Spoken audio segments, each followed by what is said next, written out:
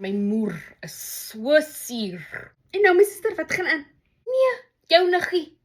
Jy weet mos wie's jou niggie. Het weer nie betaal vir 'n akkommodasie nie. Jy weet mos jy doen dit elke keer met jou. Leer jy nie? Wat moes ek gemaak het, wat ons nou moet betaal? Ons staan hier by die mense waar ons moet betaal. Wat moet ek maak as sy vir my sê, sy het nie geld nie? My suster, elke liewe keer doen sy dit. Jy betaal vir haar en dan betaal sy nie vir jou terug nie. Dan stres jy oor dit. My suster nou sy nie eens sy geld terugbetaal nie, wanneer sy gesê het sy gaan die geld terugbetaal nie, is 'n goeie ding. Ek het my kinders se skoolfonds in Desember al betaal. Is hierdie tipe goed wat ek vir myself dink, ek het 'n vakansie nodig van my vakansie af. Jy, 'n vakansie van hierdie vakansie af. My suster, nou wat het jy dan gedoen? Wat bedoel jy?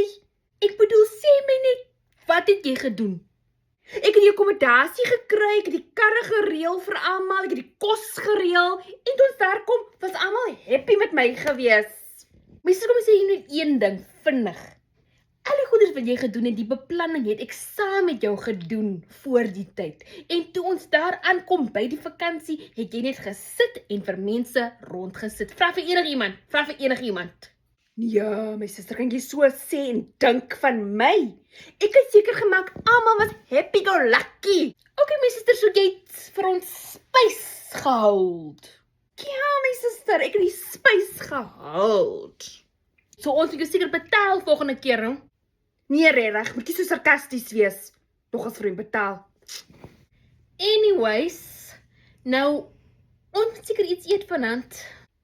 Ja, ek het gedink, miskien kan ons slaapchips of iets kry.